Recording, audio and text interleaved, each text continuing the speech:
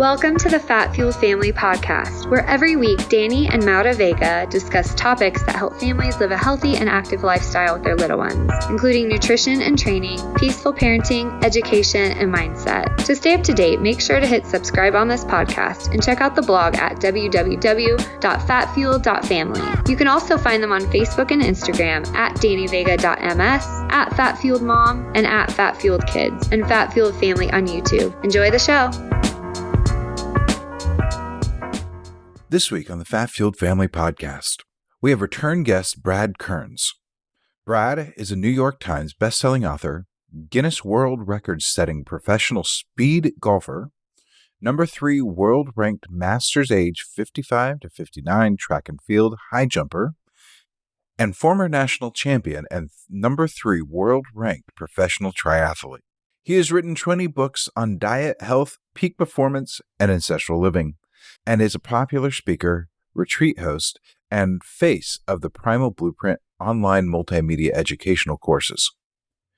In 2017, the Keto Reset Diet became a New York Times bestseller and briefly ranked as the number 1 overall best-selling book on Amazon.com. Brad hosts the Get Over Yourself podcast, covering healthy living, peak performance, and personal growth with his carefree style and lively sense of humor. Brad promotes a nutrition, supplementation, and lifestyle transformation program he calls the MOFO Mission, designed to optimize male hormone function in order to maintain passion and competitive intensity throughout life.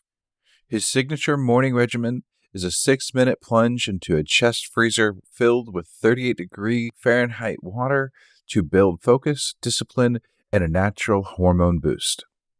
In 2018, Brad broke the Guinness World Record for the fastest single hole of golf ever played, playing with a single club and sprinting full speed between shots. Brad played a 503-yard hole in 1 minute, 38 seconds, scoring a birdie. Brad is a 4-time top 20 finisher in the World Professional Speed Golf Championship. He placed 3rd in 2017 California Professional Speed Golf Championships, shooting 78 on a championship course in 47 minutes for a speed golf score, adding together strokes and minutes of 125. Brad is an avid high jumper and sprinter.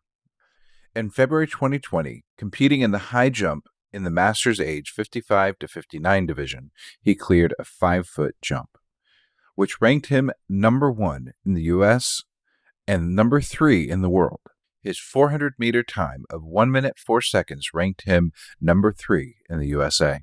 In 2016, at age 51, Brad high jumped 5 foot 5 inches at a practice session, exceeding the All-American standard. At age 50, he ran a 400-meter time trial at 59.8 seconds, running in his 50s. During his 9-year career as a triathlete, Kearns was one of the world's top-ranked professionals, amassing 30 wins worldwide on the pro circuit. Career highlights include a remarkable streak of 7 victories in a row, a World Duathlon Series championship, 2 National Triathlon Championships, and a number 3 world ranking in 1991. Kearns is the last American professional male to place in the top 5 in the ITU World Olympic Distance Championship, 1992, and still holds the Hawaii Ironman 24 and underage division American record at 8 hours 57 minutes. In this episode, Danny and Maura catch up with Brad and talk about his latest book with Mark Stinson, 2 Meals a Day. Hey everybody, I just wanted to take a quick minute to talk about our sponsor, Keto Brick. As you guys know, I have been around since the very beginning when it was just an idea, when Robert was getting ready for the show that took him pro, and he needed something to help him hit his macros, and I've seen it grow into the company it is today.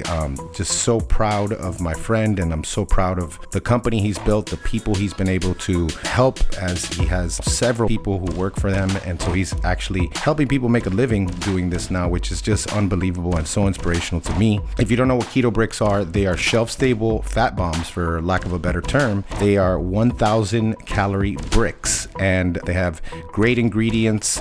They have ketogenic macros, usually like 88 to 90 grams of fat with 30 grams of protein. And then the carbs are anywhere from 9 to 14. Super low carb, super keto friendly, and you can do all types of cool stuff with them. I tell everybody my favorite is Keto Brick cereal.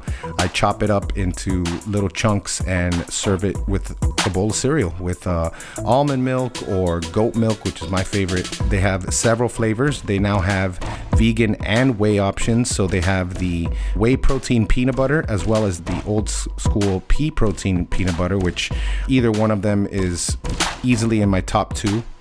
Go back and forth between those and the toasted almond coconut. So definitely go to www.ketobrick.com, get yourself some bricks, and use Vega for a chance to win a whole month supply of bricks. What's up, brother? How you been? Oh my gosh, Danny and Maura, some of my favorite podcast hosts on the planet. The number one fat-fueled family. And I think we should set an appointment to connect every 6 months on podcasts, because it's always wild times. And we're already warmed up talking about the matters of the day and improving our vision without glasses and all kinds of fun things. So let's roll, baby. Dude, I'm so excited. Yeah, I totally agree, man. I wish we hung out in person more, Brad, because you know, you and Mark both are such great examples. I just turned 40. I did a 40-mile hike for my birthday. That was awesome. It took me 12 hours. I didn't go fast, but it was awesome, man. And like you guys really have it figured out. I don't know. I mean, I know Mark's older, but still, like, you know, you're on one age, I'm at one age, Mark's at one age. And like, that's what I aspire to, because I think of like last January, when my buddy Ben was out of town for a month and he didn't see me, and I looked bigger when he came back, and I hadn't changed anything. And actually my volume is lower, and all it was execution, just better execution of what I was doing. And that's what you guys got. And we have to, as we age, we need to actually listen to the things that you guys are saying, because we can maintain our physiques or even improve our physiques with half the volume. Because like I looked 3 years ago, I can't do what I used to do, you know? And so I can't, that type of volume, whether it's a lack of motivation or just work capacity, I can't do it. Maybe I just don't agree with it anymore, because I was doing You're getting smarter, man. That's why. Yeah, getting smarter. Yeah. So we aspire to be like you, man. Oh boy, what a compliment. And I mean, a 40-year-old ex-college football player, if we gathered these guys in an arena, it would be a sorry-ass sight, because most people just, you know, they beat their bodies up. They have their day in the sun. They have a great story that they can tell the rest of their life. Yeah, back in the day, I played a little ball. I usually start out a story like that. And then when someone says, seriously? And I go, no, not seriously. And then that's the end of my quarterback story. But, you know, there is a way. Your own story.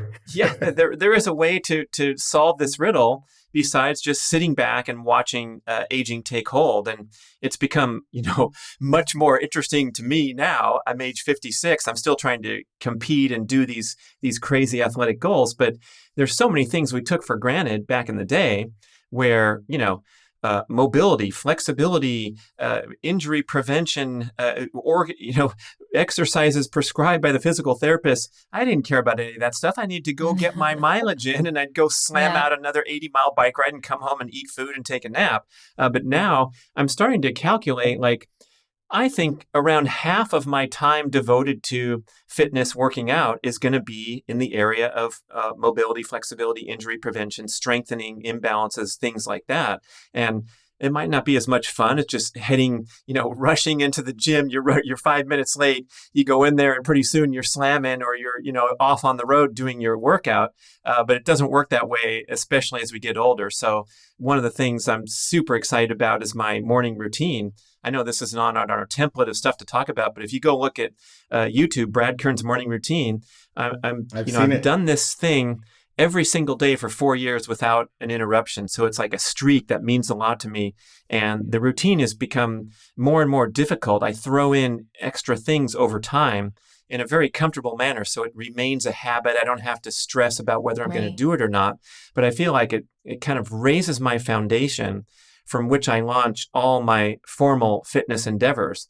And that's really cool because, I'm more resilient against breakdown, injury, things that happen when I'm out there pushing myself in a proper workout, because I start my day with all these sequences that are, working on my muscle strength and balance and things like that. Dude, I love it. I think I've shared it. You were I've doing shared it for like a little bit. Yeah, but I haven't done his routine in a while, and it's just, I got out of it. Is that the one that makes me freak out because you're going to knock everything over with your That's big it, old Maura. leg? That's the one. Yes. That's the Can one. you imagine Danny? I don't, well, you've seen him in person, right? Yeah. You guys have, okay. So Danny he's all legs. Okay. And he just lies. My torso's this big. His torso is so big and he has these humongous, and he's strong. So his quads are the size of I don't know, an island. And then he's just laying on the floor and his leg is boom, boom. And it's getting this close to my antique, yeah, what would you call it? It's our a dresser, TV but stand. we use it as a TV stand. Okay, but it's a real antique. We lucked out when we got our house. It's antique. Kids have broke it. But yeah, the kids have broken it, but I don't need you, my oldest child. So I'm just there and he's whoom, whoom. And I'm dude, your leg, you're going to hit something. But it looks good. I love all those. I know. I need to get, because I do some stretching in the morning. She does every but morning. I still like to see what other people do. I like all the twisting. And I'll tell you, I cut your reps in half because I do a few other things that specific to my physiology. I do a little bit more, even more for my adductors and my hip flexors because that's my worst area. Mm-hmm. And so, but it is just something that's really great. Guys, if you see it, you're going to see Brad's beautiful legs. You can be right in bed. You'll be able to see it. It's great. And it also gives you, because I used to be well, I don't need to do this. I'm going to the gym in the morning, right? But that first of the morning, when you do that, it gives you a little feedback on how you feel already. Because if you feel kind of tight, then that's even another indicator that we need all of them that we can get, especially a type A like me. People like us, we've been competing, and we need all. Oh yeah, because I ignore that stuff. I'm oh, that hurts. It's fine. I'll deadlift. It's cool. Yeah. That's me right now. I'm it's fine. Don't worry. Yeah. She's a few years, she's 5 years behind me. I'm still a little bit. I'm getting there where I'm it really hurts. Yeah. Oh, man. Well, that's what's, I'm still learning more. It's so hard for me because I get so excited when it's my day to go to the track and do my high jump practice and my sprints. And especially trying to get that technique right in the high jump. A proper Olympic high jumper will take no more than 12 jumps in practice and only once in a while because they're so explosive and they're so precise. But me, I'm out there grinding for maybe 24 of them because I love it so much and I'm just, wanting to fix something. But then I pay the price later. But when I was at the track, pumped up and full of energy and sweaty and warm, I could go and, perform more work than maybe was appropriate or maybe, my capability. And then I have extended recovery time, or I had a bad injury that was coming from, overuse and my knee hurt for 6 months and it inhibited my usual sprinting and jumping drills. So the thing I'm trying to work on, just when you commented about, hey, you're going to go and do deadlift anyway, we can always do it. And it's just whether it's sensible and what's going to happen afterward. And so I'm trying to be a reasonable human and go, okay, I'm going to do a workout where I'm going to leave a little bit in the tank and walk away from the track, not feeling trash, but feeling okay, I could have done 3 more. If someone bet me $1,000, sure, I could have thrown down a few more, but I didn't because I'm going to wait and save it for another day and try to build in a more graceful and steady manner rather than, and we glorify this concept of slamming out an incredibly amazing workout and we were puking after and collapsed and then we went home and shoveled a bunch of food down our face. And I think we can have a more I call it a kinder, gentler approach to fitness where we're just putting in that work and we're well within our capabilities all time. And that's how we build and have a great lengthy career like an Olympic athlete. The Olympians and the great, triathletes and endurance people I was around, they weren't out there destroying themselves and raiding the mini mart at mile 80 so they could make it home for the last 20 miles limping home. They were always within their capabilities. And it was just like going to work and punching the clock, especially with the endurance, where it's just about, that volume and that accumulation of hard work. But it was nothing that, that destroyed them. And I think a lot of recreational people, or, the competitive recreational enthusiasts, thinks that if they can, dream of qualifying for the regional CrossFit Games, it means they have to be laying in a pool of sweat and have someone drag them, to their car after the workout. It's just not the case. Yeah, and I'll say the same thing for powerlifting, and this is why I never had a crazy injury. Is I trained, in the off season, I trained with the RPE, rate of perceived exertion, and I was always at most of the time between a 6 and a 7. And wow. And powerlifting. Yeah, and it's like it's building strength, not testing it, because that's what people do. They test. It's like. And I'm like, if you could do that 3 times last month and you did it 4 times this month, you got stronger. You don't need to do a 1 rep max test. And like what the problem is that with social media, everybody wants to put that lift in the gym that is it's not a sanctioned lift. It's like, yeah, you squatted that, you benched it, you deadlifted, whatever it was. It looks great. You might get likes and feedback and all that stuff, but you didn't get the 3 green lights that you get at competition. You should never have a higher gym lift than, a competition lift. And the same goes for, you shouldn't, if your sprints, let's say you were doing like towards the end and you had, maybe you were doing lower volume and you were clocking at like 95% and your 95% in your training was equal to or better than your race day split. That you overdid it, something went wrong there. And I think, so that's a big one, man. I just love that. And that's kind of part of your whole, who you are. So we love it. Yeah. Well, speaking of sprinters, kind of an aside, but going back to 1968 and the amazing performers in Mexico City, John Carlos, Tommy Smith were famous for raising the black glove and the protests. But we should realize that in the 100, 200, and 400 meters, the world records were destroyed by this amazing contingent of American sprinters. And a lot of them were centered at San Jose State and coached by this great coach, Bud Winter. And he did this demonstration to them in practice, and it transformed the whole mentality about sprinting.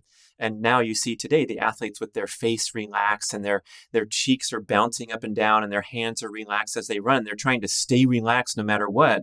None of the Olympic sprinters are straining or have these big looks on their face. And so when he had the guys in slow motion, you see it. Yeah, it's amazing. Like, Allison Felix, greatest female sprinter. I mean, she looks like she could be having a conversation running down the straightaway. But he said, okay, I want you guys to run 100% effort. I'm going to time you.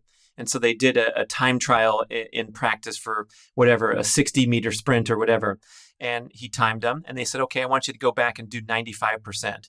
And they all did 95%. And he said, come over here. And he gathered them around the clipboard and he showed them, here's your time when you were running 100% effort. And here's your times when you were running 95. And of course, all of them were faster when they were backing off a bit and relaxing those muscles and allowing them to fire without that interference from nervous system tension. So, good point for probably a lot of stuff where you're trying to produce maximum strength and power. Just keep the muscles relaxed and loose. Yeah, makes perfect sense.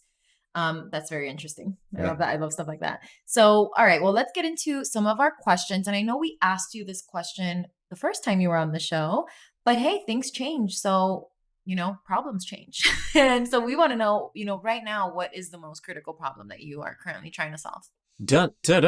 What problem am I trying to solve? Well, I have recently emerged from this horrible, frustrating 6-month knee injury that was really cramping my style. And I was this close to going and getting, I had the MRI scheduled. I was consulting with a surgeon. I was talking to one of the Olympic ski team knee surgeon in Lake Tahoe, thinking I would be in good hands. And I'm like, 6 months. I mean, come on. I probably need to go and get this thing cut and explored and whatever they do. But then I went to physical therapy. My whole perspective changed. They cured me in a very, very short time. And it was an amazing comeback. But I realized that even though I'm pretty flexible and I do all my drills and I thought I was a pretty functional and balanced human, I had these muscle irregularities and imbalances and weaknesses and tightnesses that was referring pain down to my knee. So the problem I'm trying to solve now is to, prevent injury as my number one goal, because, 6 months of departing from your workout plan is not contributing very well to your fitness. So if I kind of rank my priorities of my fitness goals, number one is to be out there, be out there in the game instead of being on the sideline. So by focusing on that first, and, back to that comment you made more like, yeah, you're going to go do the deadlifts anyway. Guess what? You're going to be departing from your number one goal in the name of looking for instant gratification from peak performance or throwing up a 1 rep max on Instagram. So that's this mentality that I'm kind of shifting and taking better care of my body, I guess, or prioritizing that. Yeah. I wonder, because with hurdling, for example, that's an extreme example of like, hip flexion and hip extension, opposite. But I assume something similar would happen with the high jump, and especially with that one erector that's going to be hyperextending. Do you think that they mention any of that, like having to do with the knee in question? Well, it's a pretty crazy event because you're transferring energy from the horizontal plane to the vertical plane. And there's really nothing like that, especially in track and field. You're running straight down the track. You're, even on the curve, you're kind of easily, circling the curve. You're doing the long jump, the triple jump, the pole vault. And then all of a sudden, here's the high jump where we have this curved approach. So there's a lot of load, especially on the left leg. So there's all kinds of differences and imbalances from, doing that, especially when I'm doing too many approaches in practice, like I mentioned. And so, I'm trying to adopt a different perspective to the sport where, if I can just build, and then, once in a while, I don't have to practice that much because I'm a better athlete to begin with out of the gate.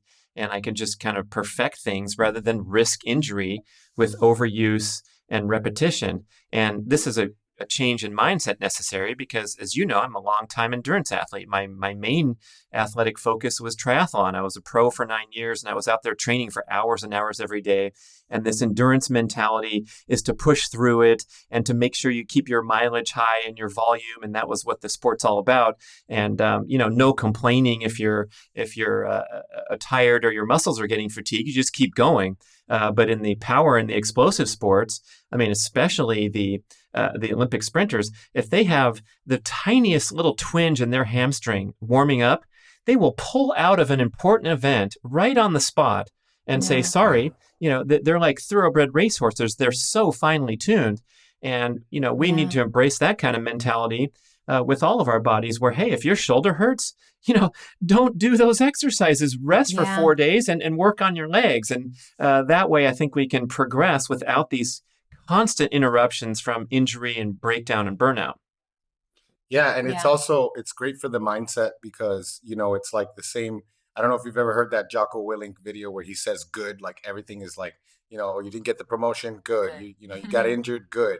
And it's like for the mindset of the person who's like, everything's ruined, my left knee is killing me or whatever. And it's like, well, now is that time that you can finally focus on that, shoulder mobility routine that you could have been working on, and get some other wins in another area. You got several. We had this thing because when I came to VCU, the guys weren't a fan of like the practice that had and the training that we had to do to get them ready for, up-tempo basketball. This is like full court pressing, 90 feet both ways. And what we noticed was like the first couple of weeks of practice, the guys started to fake injuries. Oh my goodness. Are you kidding me? Yeah, dude, it was crazy. It was like, get out of here. So I had get out of the program, man. Go find Yeah. Well, I came up with something and we called it the pit. And I was like, okay, if you guys don't, if you can't practice, you're going to join me in the pit. And I had basically every single workout written. So it's like left arm injury, left knee injury. I had something that worked out everything other than that. And they hated it because it was like, but it quit all that complaining really quick because you're going to use the rest of the muscles in all of your body and it's going to suck. And wouldn't you rather be dribbling a basketball right now? That's what you're here to do. And so we got rid of that pretty quick because that was the thing. The coach was like, you got to get him ready for practice. And you know how hard we practice. You were at UF. And I said, okay. And I got him ready. I did. But it was the mental side that they were just like, they weren't having it and they thought they were going to cut corners. But we got rid of that pretty quick. All you need is a little sign in the corner. It says the pit. And then they just think about it and they're back on the court. It doesn't even sound fun. Well, I remember specifically there were times where I'd be like, you want to join me? I'd be like that. And they'd be like, oh no, coach, no, I'm good. I'll stay in. Yeah, you better stay in. This is what you do. You're a basketball player. Okay, we're going to get into the book, 2 meals a day. We're going to get all into that. But we mentioned we don't see each other enough. I want to know what's new with Brad Kearns. What are you exploring? What new ideas have you been kicking around? Anything else going on in your life? Well, the main interest I have is the stuff that we live and breathe every day. So as we talk about the book, I think some of the new insights are going to come out, and I'm digging deep into this stuff because I want to understand everything that we talk about and communicate, especially when some of the insights change and the belief systems change. And I know we talked about this on the last show, but my favorite example, which I mention all the time, was back sitting with you in Austin, Texas. I think it was crazy. 2017 or 2018. Yeah. And you said, yeah, Brad, check it out. I'm trying this weird diet where I only eat food that comes from a cow.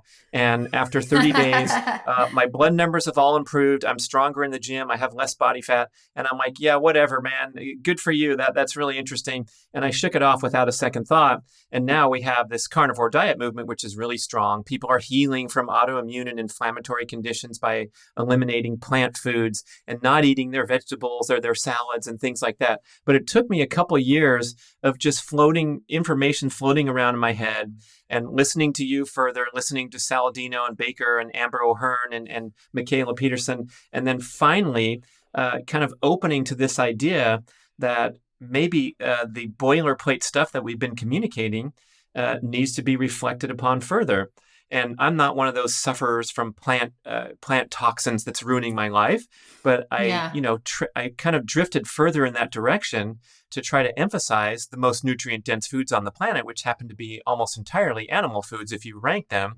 And I have this cool chart called the Carnivore Scores chart that I developed with Kate Kretzinger. You can find it on my website, and it ranks the very most nutritious superfoods of the planet are liver and oysters and salmon eggs. And then you go down to all the other organ meats, and then you have grass-fed meat, you have pasture-raised eggs, and it's a cute little chart that you can help kind of focus on where the most nutrition is coming from in your diet. But I'm trying to answer the question here. I sometimes do that, sometimes not. But no, dude, I'm literally taking Post-its out to write this thing down to put it in the notes. But it was the exercise of challenging my fixed and rigid beliefs, thinking critically, keeping an open mind, and being open to new information. And so that in itself is something to focus on and to challenge yourself with, to say, look, why don't you, listen to, let's say, what the other side has to say, or, listen to new information and weigh it, and maybe even try things out in your own life rather than just kind of make a judgment call or get into an intellectual exercise where you haven't really tested anything out that you're arguing for or against. So that's my one favorite example of we thought that it was, fabulous to eat these giant piles of vegetables and eat salads and have that be the centerpiece of the diet. And, here's a lot of people suffering accordingly, thinking that they're eating healthy foods. And boy, it's, there's no black and white here, but I think we have to constantly be on this quest to educate ourselves further and refine and improve. And you talked about aging. And of course, from Danny 5 years ago to Danny now, hey, there's a few changes here. Oh, let's watch him on the spy camera. He spends a little more time warming up than he did back in the day, and so forth. And the same for me. Everything's changing constantly, and that's what's fun about it. Yeah, I love it because I've done the same thing, in those years since we last saw each other in person, I have had my periods of like introducing different things. All it is the extra information just provides more context. That's all it is. Because like I've had people say, well, you're just demonizing plants. And I'm like, I'm not demonizing plants. I'm just saying now what I know is that here's where plants could go wrong for you. That's Right. all. And it may not affect you at all. For me, like Right. the biggest thing that I love to eat and I hate to eat at the same time is nut butters and nuts because like I love them, but then they're trigger foods for me. And Yeah. they Four do, jars later. yeah, Like, 4 jars later. We're Wow. like, what happened? What happened? Yeah, and they cause Wow. me to eat more and they drive up my inflammation. So it's like, they can't have it in the house. So I get it, man. Yeah, let's just say I have a stash. Yeah, she does. She hides stuff from me. Because I get upset. It's I'm like, all right. did you finish You're the allowed. jar again? Now I have the kids too because I got just all boys here. I'm like, did you? Oh my Who ate the gosh. peanut butter? Who ate it? Who ate the chocolate? The last piece of chocolate. Little stashes everywhere. Oh, I have little stashes everywhere. I forget I have them too. It's so funny. Like Yeah. I'm like, ooh. So I start searching sometimes. I'm like, what do I got? What do I got today? Look in Where's the my bra drawer, stash? underwear drawer, every. He'll start going through my drawers. I'm like, don't you dare go through my drawers. I'm like, He's they're not in lying. there. They're in there for a reason, just so that you can't find them. Right. Awesome. So, okay. So the book, we've been reading it and we love the message and progression, eliminate, of course, the big three: processed sugars, grains, vegetable oils, and seed oils. Focus on ancestral foods, intermittent fasting, no snacking, form an empowering mindset, and get your lifestyle dialed in. Let's start with the mindset piece. Explain that because, we agree. And it's something that still doesn't get talked about enough. Yeah, it doesn't get talked about enough in straightforward, honest, vulnerable terms. And I think so many of us now, especially, we're inundated with information every day. We have enough information to succeed.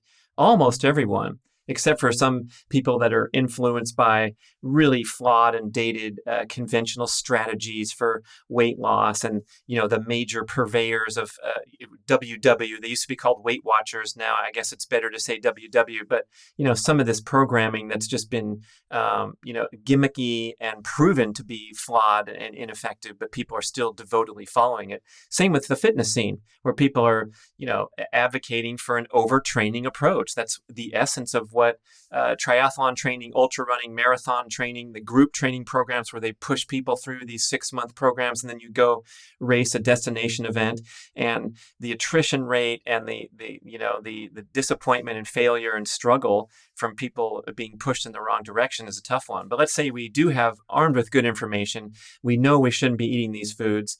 We make a stated goal to try to transform our diet or our physique, and then 3 months later, 6 months later, we're stuck in the same patterns. We failed again. We're more discouraged than ever. And so, like you said, we got to start talking about this more and bring it to center stage and kind of out of the gate have a healthy mindset so that we can set ourselves up to succeed.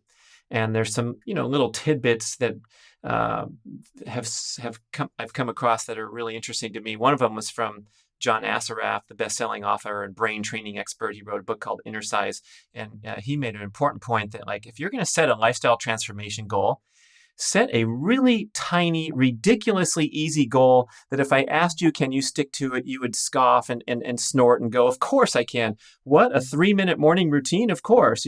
Brad's routine is 30 minutes, but he's only asking you to do 3 minutes. Can you do 3 minutes and commit to it for a month? Oh, sure. It takes me that long to check my text messages when I wake up. But if you can set that goal and actually stick to your word, and do it every single day, or whatever the example is. Can you please not bring any nut butters into the house so you can keep Danny healthy? Yes, I agree. That's so silly. Of course I can. Or can you hide them better, please? Because I found them again in your underwear drawer and I downed it. But we make the mistake of creating these beautiful, fantastic, daunting goals that seem really good to our intellectual mind, and we reason through them and we're logical and we write it all down on a piece of paper, but our emotional brain doesn't really connect. Mark Manson makes good points about this, that we need buy-in from the emotional brain to, honor the rational brain that we think runs the show, but really our emotions run the show. So we need to have like that connection to where this does feel great. I can do 3 minutes every morning. It's no problem. It's no strain. I don't need to implement willpower or discipline or things like that are easily depleted resources. So then what happens if you succeed with a tiny little goal? Like, okay, I'm going to, switch from the Starbucks caramel frappuccino to just a plain iced tea when I go there next. And if you can be successful, then you can start progressing and layering on bigger challenges. But so many people fail with this giant, amazing transformational goal that they're stuck in that pattern of what's the use? I'm not succeeding anyway, so I'm going to tailspin all the way back down to my starting point or worse than my starting point. Dude, that has been such a learning experience for me too. Like I just did this weekend, I did this challenge. It was 48 hours. Every 4 hours, Oh my gosh. I ran 4 miles. Every 4 miles, every 4 hours. So overnight too? Yes. This includes overnight. So it was like What 8 the heck, p.m., midnight, 4 a.m., 8 a.m. Yeah. And I know that part was kind of brutal because those 2 days I didn't sleep a lot. But like, think about it. It was, every single time I paced myself so that I would come in, because it was an hour of activity. So whether or not I choose, right? Like, yeah, you could choose whatever you wanted, but I always did the 4 miles because I wanted to do that. And that's a 15-minute a mile pace. Yeah. It's really cruising, super easy, within my Maffetone, because I got that Maffetone headphones now. I don't know if they're awesome. Yeah, those are great. Yeah. And so I was within my Maff like zone the whole time.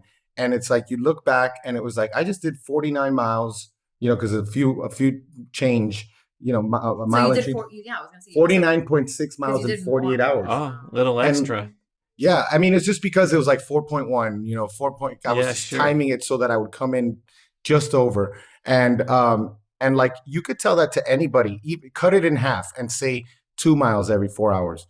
And that person, or 2 miles and change, so you can say that you did a marathon.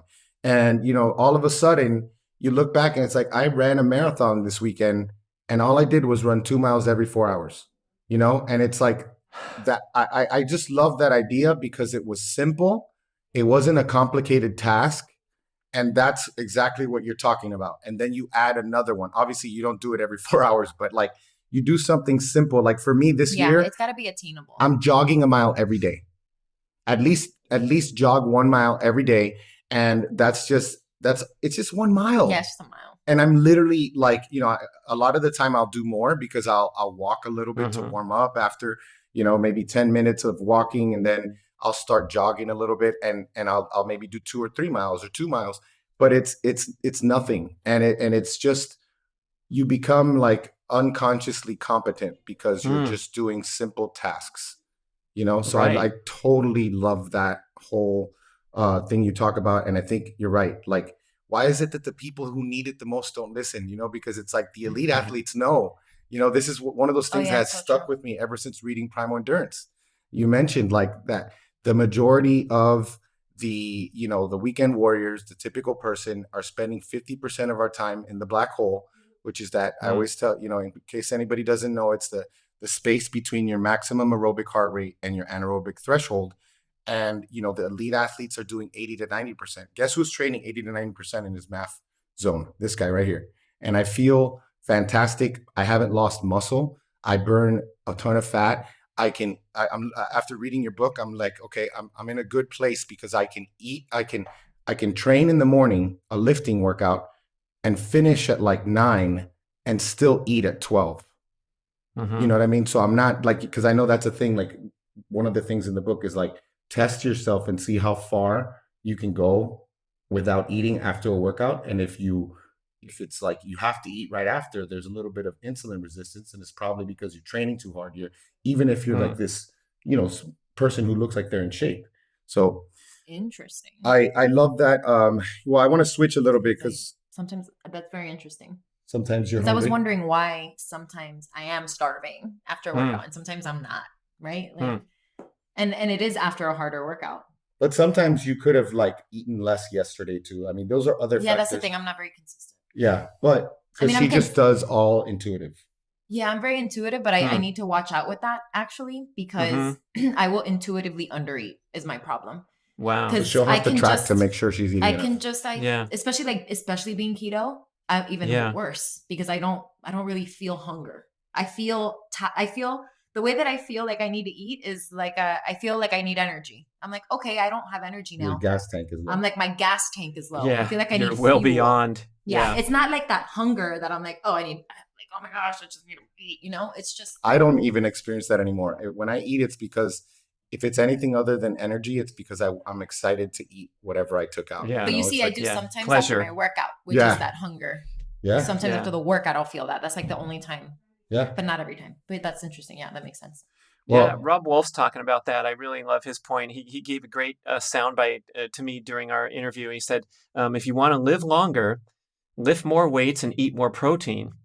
And sort of taking a different spin on, going too far down into the realm of extended fasting and ketogenic, limiting your macros, especially if you're a healthy, fit person. You might not realize that some of these energy systems are turned down because you're not eating enough food. You just might feel like you're not recovered from your last workout yet. But I do think there's probably a different set of parameters for someone who's struggling to reduce excess body fat, not happy with their body composition. Well, yeah, you're probably going to need to eat less food and figure out some of these things that are triggering appetite increases and all that. But if you have good blood work and you're performing and your body composition is optimal, then it's like, wow, maybe there's another avenue here where we could get better performance, even though we're eating more calories. Yeah, exactly. Yeah. Exactly. Yeah, no, I love that. And now speaking of eating more calories, I love that you guys mentioned, compensation theory and how our bodies automatically compensate for things like a strenuous workout. When you burn a ton of calories after a strenuous workout, like you may just want to chill the rest of the day, or when you're eating less, you have a little bit of you're also chilling. That's another thing that you do. But it's these compensatory mechanisms, and I think it's a great thing for people to understand, because they're like, oh, look at that. 900 calories. Mind you, if she was on a different piece of equipment or somewhere else, it would say 800 and another one would say 600. All of this stuff is just equations in a machine. But that's like, okay, that means that I can eat more, or sometimes, like you said, you train really hard and you just automatically eat more because your body's just like in stress. So can you talk about, explain a little bit about how that works, and then maybe mention, like the preferred alternative to these daily 90-minute sweat sessions that people think that they need to burn more fat? Because I think that's super enlightening and something that's encouraging for someone who thinks that it's like, I got to do all of this to burn so much fat, Yeah, this stuff is really mind-blowing. And speaking of not talking about things enough, Maura, this compensation theory is kind of just floating in the background, and people don't even understand it. And now I think it's being taken to a whole nother level by Dr. Herman Pontzer's research. He has a new book out called Burn, and he's noted for his study of the Hadza, the primitive living hunter-gatherer tribe in Tanzania. And those are the vegetable eaters, right? They eat lots of veggies, right? They're like the opposite. They're of the eating like lots of different nasty meat, and they eat some. They eat a lot of honey. So like 15% of their calories are from honey, and then the rest of it's from, mostly from hunting and a little bit of gathering. And his main focus is on energy expenditure. That's his expertise. And they've been studying, lots of scientists have been studying for the past 10 years. There's over 100 studies analyzed to come out with this mind-blowing conclusion that Dr. Pontzer advances in his book, that we burn the same number of calories every day, regardless of our activity level. Wow. WTF? Welcome to Facebook. What? What? Replay the tape, listeners. There's a 30-second return button on your podcast. Please play that again. And I'm like, how can that possibly be? And the way this works is those compensation theory mechanisms that you mentioned. If we go ride, if you go, do your 49 miles in 48 hours, you're going to adjust your behavior and your metabolic function in the days ahead, and you're going to burn fewer calories because you just threw down a crazy stunt that is totally unsustainable. And all that stuff is fine, but we just have to understand. And the same we have a graphic in the book where on one side it says Saturday, and the guy rode 80 miles in the hills and came back and had a few extra pints of Ben and Jerry's and a few other, indulgences, and laid on the couch and watched TV to pair with his amazing effort. And then it says Sunday, and there's someone working in the garden, walking their dog, and eating sensible meals. And it's a complete wash when it comes to, burning calories to drop excess body fat. So our notions of how to remove body fat are completely screwed up and completely ineffective. And it's been a widespread, decades-long dismal failure in not only the diet industry, but also the fitness industry, which is predicated on the personal trainer is going to come in, you're going to do your calculation of how many calories you burn, your BMR, and then you're going to go on your fitness device and it's going to say 800, and you're supposed to be shedding 800 calories, and pretty soon you're going to have a six-pack. And the body just does not work that way. Yeah. There was a 7-year study called the Nurses Health Dietary Initiative, and they agreed, with very carefully watched, for 7 years to reduce their caloric intake by like 230 calories a day and exercise a little more. And so they calculated the predicted weight loss was 23 pounds a year for this group of nurses. And after 7 years, the average weight loss was like 0.6 pounds. Oh my gosh. They were the exact same, despite lowering their calories over the long run. Jason Fung's book, The Obesity Code, cites a lot of research in this area too, where if you systematically reduce your caloric intake, your body is going to engage in compensatory mechanisms to adjust and just tone down everything. Things like your energy output, your ability to recover from exercise, and even when it comes to extreme cases like The Biggest Loser, you're going to mess yourself up for a long time. You were talking about that research before we hit record, where 6 years later, the people that did extreme calorie restriction and severe exercise program had still kind of turned down their metabolic rate as a survival instinct against crazy extreme exercise or insufficient caloric intake. We go into survival mode. Wow. Yeah, that's crazy. And I can tell you, like, if you don't believe Brad, try it for yourself. Spend like 2 weeks working your butt off and training really hard, and then eat a lot after, because you've earned it. And then make sure that the equation matches perfectly. And you're gonna feel terrible. Yeah, it's because the worst part, like, you're hitting it from two angles. You're hitting that inflammation from the hard workouts. Now you're affecting your sleep, but you're also hitting it from the excess of food. So it's like this. Why do we Americans do this? I don't understand, dude. Like, we're just like, yeah, we're gonna go hard. I'm gonna work out hard, and then I'm gonna eat hard. And it's like, and now I'm also gonna feel terrible hard. It's like, I'm gonna feel so terrible. But I'm gonna be the best one at it. Yeah. Meanwhile, like, numbers. In general, Mark's like walking on, like, Mark's like walking on a tightrope, like on the tree, like I was barefoot. like, what, Mark walking on water? Yeah, Mark's walking on water yet? Brad's playing ultimate frisbee over there with a 6-pack. Like, it's like, guys. Yeah, it's just, we're not, like, the whole way we're educated in general is not correct. I know. Because, how much, just look at my life, right? Like, how much did I suffer? Yeah, we're growing up. Starving myself, being a cardio bunny, because I thought that's what it was going to make me look like the way I look now, right? And turns out I didn't even have to do cardio. Isn't that crazy? She doesn't do People cardio. always ask me, like, it's funny because I do cardiovascular work with my lifting. Like, my lifting gets my heart rate up. Like, she's got a really cool series that she's like, I hate cardio. You do too? Do this. And it's like 3 or 4 exercises. Yeah, like lifts. kettlebell swings, or just like lifting, like going from squats to presses, stuff like that. And just putting on muscle, basically. Yeah. That's a recent breakthrough in thinking also, that the cardio effect comes from anything you do, including a power lifting session with long rest periods. As soon as you walk into the gym and start your first set, your heart rate is going to be double resting heart rate. And it's going to stay there even during your recovery period. Yeah. So when you walk out 30 minutes later, you've just had a wonderful cardiovascular training effect in a sporadic manner. It's not steady state heart rate training.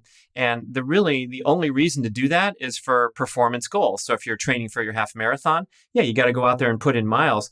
But even at my age here, I've been doing this for decades. Cardio has been I head out the door in the morning with the dog and I go jogging for 20 minutes or 40 minutes, and it's no big deal. It's way below MAF heart rate, so it's not stressful. But I thought this was in the name of my health and my fitness, but it's actually not really necessary, because like the morning routine that I film where I'm swinging my legs in a circle and holding the squat position like the skier's tuck for a count of 110 and all these things, my heart's beating like crazy when I'm doing this stuff. And so I'm achieving more fitness goals while obtaining a cardiovascular training effect in the background. And I wrote an article for Mark's Daily Apple called Why I Quit Jogging. You can Google that and find it. And then I have an accompanying video. The video is called Jogging 2.0, where it's like during my jog, because I still got to get the dog out every morning, right? I will jog a bit, and then I'll go do a challenging set of balance drills or jumping drills that takes 10, 20 seconds. And it's tough. So then I got to walk to recover. And then I'll start jogging again. And then I'll see a tree stump and I'll do a set of, 10 up and downs, explosive jumps off the tree stump, walk to recover, resume jogging, go do another challenge. And then by the time I get finished with the workout, it's more fun. I've built my balance, my explosiveness, my bone density, my flexibility, and my heart has been trained for the same 40 minutes that I was when I was plodding along, running forward on a single plane of motion, and strictly building endurance capability that's very narrow in comparison to your series of doing fun stuff. It's more fun. I mean, it's like. Yeah, I think so. We're going to see a transition there, except for the hardcore people that are desperate to complete a straightforward, steady state cardio event. No offense to them either, but we also do know from, you mentioned primal endurance, we talk in great detail about how this shit can be harmful to your health, man, because it's really easy to suppress hormones and throw off things like your appetite, your hunger hormones, your satiety hormones, because you're in this overtraining pattern and stressing the heart muscle itself to the point where you can get some electrical circuitry dysfunction. And AFib is like a hugely prevalent condition in long-term extreme training endurance athletes. It's the overstress of the heart. Wow. Yep. Besides that, cardio rocks. Yeah, I mean, I love it. Like, there's something about the mindset of doing a repetitive motion, and it strengthens your mindset. And I get it if you're doing it for that reason. But for everything else that you just mentioned, moving in other planes, giving a break to, your all the muscles involved in running, or at least using them in a different way, and helping yourself maintain all of these other chaotic motor patterns that are, they're horizontal, they're in every plane, transverse, everything. That is where it's at. And I'm actually right now in the process. I don't even know if I've told you, but I'm doing something this summer that I want to work on a program with a friend that's going to involve, I want to take it myself, take it outside, man. That's all. Take it outside. Like we're going to be in the sun. That's a good title. I like that. Take it outside. Maybe we call it Take It Outside. Let's take it outside. You want to take this outside? Let's take this outside. Yeah, we had to talk to Brad. We're getting memes already. Memes are coming. We're gonna take it outside for sure. I'm gonna bring the memes. So I'm gonna put Brad's face on some. Have you seen Danny's memes? You gotta look if you haven't. Subscribe, man. Yeah, he really. I've been hard at work. He's been hard at work. It's putting really my face on everybody. Because he basically has this app where he can put anyone's face on like anything. So he can I saw a couple of those on Instagram. Yes, those exactly. Yeah, they're hysterical. And so like, of course, the kids you do that yourself, huh? Yeah, he does it himself. Time, right on. That's what he does at night. Sitting on the couch. Late at night, laughing to myself. When he's just there laughing at him, laughing to himself. All right, so we love the idea of that. The 12-day turbocharge. Who is it for? And what else can you tell our audience about that? So at the end of the book, you get to this section called the 12-day turbocharge. And, Mark and I have written a lot of books. We've been cranking nonstop for 12 years now. And every time we finish a book, we feel like we've given our heart and soul to this project. There's nothing more we could say about the topic of diet or healthy living, and it's all here. And then, some time goes by, the smoke clears, the fingers recover, and then we get a new idea and a new way to new perspective. But I think the more kind of interactive and participatory a learning experience can be, the better it is. And so when you sit here with a book and either listening to the audio book or reading the book, you can sit back in a chair and just let your brain go to Eat work. your Ben and Jerry's. But yeah, right. That's right. Yeah, and maybe be missing out from a full and complete potential lifestyle transformation experience. So we created this journey at the end where you jump in big time, and it's like, go to the freaking drugstore and get a 99-cent spiral notebook, because it's time to open up a journal and you're going to write down, here's your challenges every single day. And we have challenges in 4 areas every day. So it would be food, fasting, fitness, mindset, and lifestyle. Oops, that's 5. Sorry, everybody. So each day it's pretty doable. It's not going to overrun your life, but it is a pretty intense 12-day experience.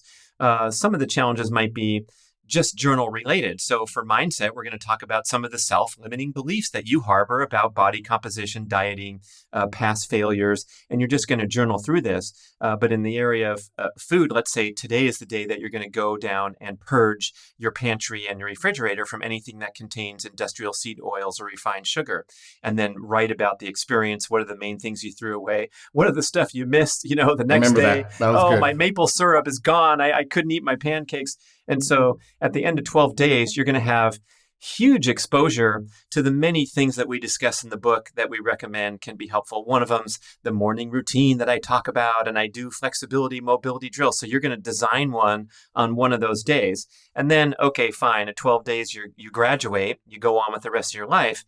But the idea is that you're going to pick and choose the stuff that was the most fun and integrate that into a long-term lifestyle transformation.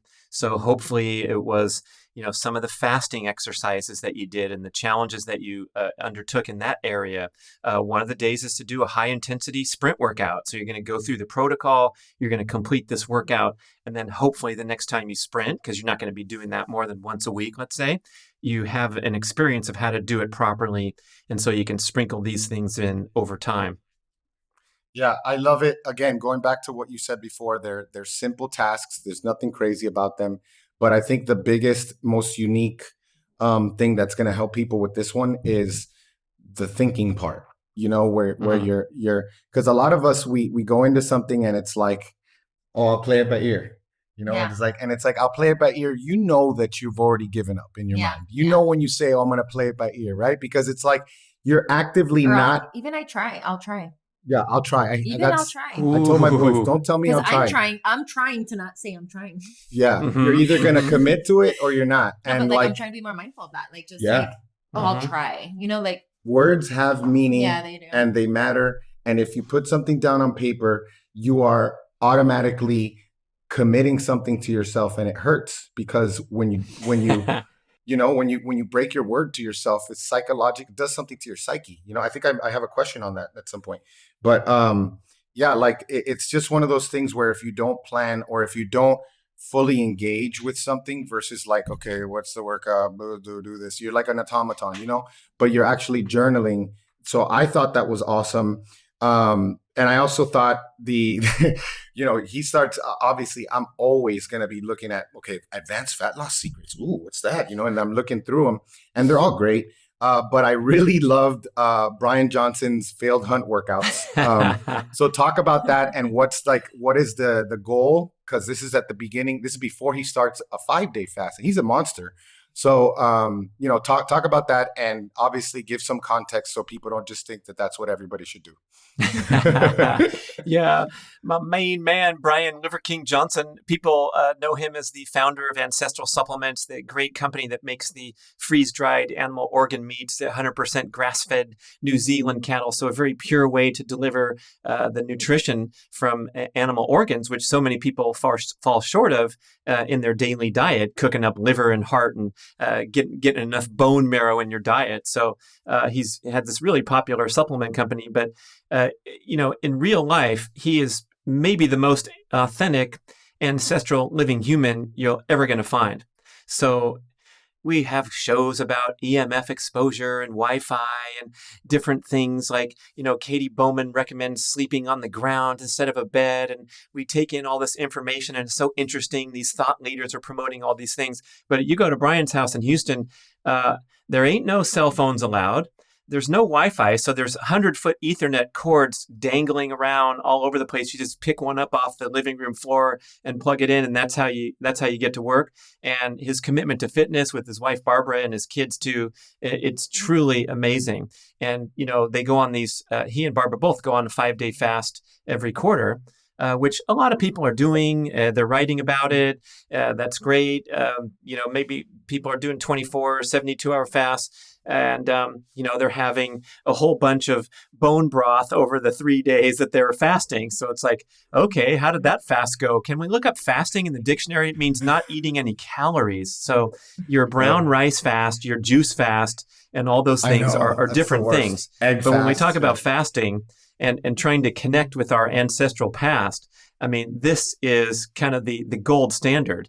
And so to commence the 5-day fast, you'd think you'd have, if I was going to do that, I've never fasted that long, I'd have the most fantastic meal, and it would be, the buffet at Caesar's Palace in Las Vegas, which I think costs like $70, but it's totally worth it because they have the most incredible food. And then you start your fast. No, these guys do what's called, he calls it the failed hunt workout. And that is an extremely strenuous, full glycogen depleting workout to begin the 5-day fast. And the rationale is that this is mimicking the lifestyle of our ancestors, where they chased the antelope for 4 hours and they were unsuccessful. And there ain't no more antelopes coming along for a while. So they're going to have to learn to deal with that, calorie restriction and that starvation. And of course, we know from modern science that when you occasionally dip into these, extreme fasting periods, all kinds of amazing regenerative things happen inside your body. The research from Walter Longo at USC notes that the organs actually shrink in size to a substantial manner after 5 days of fasting.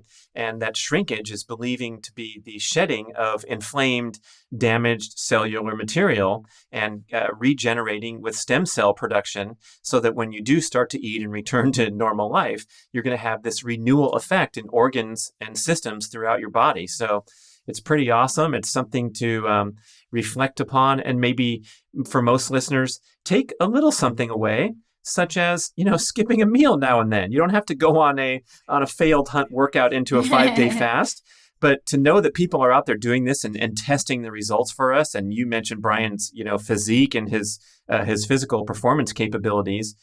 He does this workout called the Barbarian. You can read about it. Well, I have a page on my site called MoFo. You click on MoFo. That's a great PDF together. You guys came up with. Yeah. Male optimization formula with organs is the name of the product. But down at the bottom of the page, I describe the Barbarian workout, and it is just a stunning performance of physical endurance, where you're loaded up with weight. You're wearing a weighted vest. You're wearing ankle weights. You're carrying 70-pound kettlebells. You're pulling a sled, and you just go for a mile. You trudge along for a mile on his course down there in Texas, and everyone who works at the company has to attempt it. Not many people can finish it because it's so grueling, but at least you got to give it your best, and then you're into the tribe, the brotherhood. And so there's some pretty cool things, and very, very inspiring, if nothing else. I think Paul did that with him. I think he was over there with him at some point. Can you put weight down and start up, or is it like because I know that it was the weight vest and the loaded sled, and then I guess you put the bar on your back? It's the weight vest, the loaded sled, 2 kettlebells in each hand, and ankle weights. And so I think it's it's like 2 70-pound kettlebells, a 70-pound vest, pulling 70 pounds or 140 pounds. It's just unfathomable, especially the kettlebells, man. I mean, dude, my wrists start to hurt if I'm working with a 44-pound kettlebell. I know there's, it would be impossible to go for a mile. But you asked if you can put it down. There's pictures of Brian's on his hands and knees holding on to the kettlebells, on the ground, just in case anyone thinks this is, folly. I mean, it is a trudge, and it's, one fitness challenge that, Wow. people can aspire to. But I think, I come from an athletic background, just like you guys. And, when you push yourself once in a while to do something extraordinary that you didn't think you're capable of, it really adds a level of dimension and richness and satisfaction to everyday life. I'm not advocating that we take that and take it to the extreme, because I did that. I'm here to tell about it, but I think it was kind of ridiculous, some of the stuff that I did. It was extremely physically unhealthy, might have even been mentally unhealthy. And I just got too swept up into a sport that was extremely grueling and challenging and tough on the body, tough on the hormonal system, endocrine function, immune function. And that's my triathlon career. But I was pursuing, the highest level of the world circuit. And so that's what it required, was this total devotion and extreme, physical effort. Now that phase of my life is gone. Just like when you play college football, you only have 4 years of eligibility. You don't have a 13-year college football career. I mean, the pros do, and a lot of those guys don't fare too well. But then these are nice, tidy phases of life. And then you want to move on and look for challenges that might be more healthy and more appropriate to, for example, I retired from triathlon, and then I started to raise a family and be a dad and a coach of youth sports. And it turned out that I got so into coaching youth sports, I loved it so much that my main goal for athletics was not to win on the pro circuit of triathlon, but to dominate these poor little kids in soccer, basketball, and track for a nice run of about 9 years, from when they were 5 until they were freshmen in high school. And I was just the participatory coach, and they would come to soccer practice and I'd be like, let's bring it on. It's green against white. And it is, we're picking up where we left off. And I would play 100% effort. I learned that from other dads that had older kids than me. It's like, no. You don't let up. You don't cruise. You drop the hammer on these poor guys until they're near tears. And that's how they become tough and resilient. And that was really fun for that period of time that I dominated and was MVP in every sport, every season. And then you get around freshman or sophomore year, and you go to the Sunday night pickup basketball. And I went from MVP to not being able to hang on the court because I couldn't guard anybody because they were all quicker and bigger than me. So that was another athletic phase of my life that's really nice to move on from and go look for different athletic goals. Yeah, dude. And I love that you mentioned that about the boys, because I'm sure, like, I remember there was the first time I pinned my dad on my bed. Like, that was in high school. And I was like, I can't believe I did this. Like, I was excited. You're like, I've been waiting years. I was elated, but I was also sad.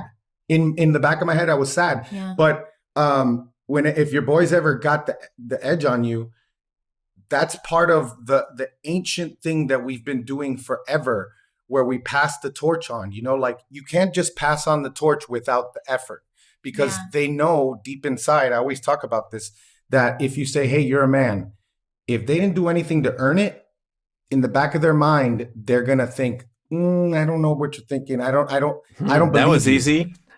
Yeah. So I like, if they get the edge on you, or if you took them on a hike, or, you had all these along the way, all the things that you guys did. No, you can do it, buddy. Come on. Of course you can do it. Come on. What are you telling me? You can't snowboard? Of course you can snowboard. And then he snowboards. That's all part of the journey to becoming a man. And you got to give them those chances to do that. So I know that was kind of unrelated, but I had to mention it because we're always thinking about it with the boys. Yeah. I wonder if my son was sad the first time he beat me in one-on-one basketball, because we'd play all the time. He'd demand that we play. And, I wasn't allowed to use my height. So that was the only rule, that I couldn't just back him down and make a layup, but we'd play hard. And then he finally beat me, and he never asked to play again. So it was over. He just had to beat me that one time. Yeah. But you talk about like passing the torch, and I think we also have to pass the torch of aging to ourselves, right? We have to acknowledge and age gracefully. And I can't think of a better way to age gracefully than to see your son, let's say, pass you up in athletic competency. And I just thought that's so beautiful, because it's like, what other contribution that can I make that's more valuable than, nurturing him along with his basketball career and whatnot. And then, of course, now he can blow me off the court, which is how it should be if he's going to go play high school basketball and I'm going to cheer in the stands. Yeah, freaking awesome, man. That's awesome. That's I love that. One of the biggest things I love about being a dad. 100%. Okay, so let's talk about this Sisson 2020. For people who sit at their computers all day for several hours, what is it? This is like everyone. Yeah. So, we're trying to work on all these muscles throughout our body and build our muscle mass and keep our skills and our flexibility. And then we just throw glasses on our eyes and forget about it. And I had a life-changing podcast with this guy named Jake Steiner. He founded an organization called endmyopia.org. So people interested in improving their eyesight naturally might want to check out what he's doing, or you can listen to our show on the BRAD podcast. I think you guys should get him on because it's fascinating work that he's doing. But he's arguing very persuasively with a lot of research behind it that, glasses are just crutches. We throw them on and it's like putting a brace on your wrist. If your wrist gets hurt one day and you never rehab it or never work the muscles and improve the flexibility naturally. So our eyes are just going to decline in function throughout life unless we try to do something about it and put them under challenge once in a while, and especially break up these periods of, sustained focus on a object of the same distance, namely a screen, especially short focus, because our eyes were not designed to do that. We're hunter-gatherers. We're still Homo sapiens genetics, and we're supposed to be looking at objects of all different lengths throughout the day. So if you can, at the very, very least, every 20 minutes, remind yourself to look at an object 20 feet away for 20 seconds. And that's like the American Optometry Association. It's pretty much of a boilerplate. I mean, if you're not doing that and you have to think about that, that's pretty far down on the list. But, let's just try to remember that if we can focus on distant objects, it's really good for our eye muscles.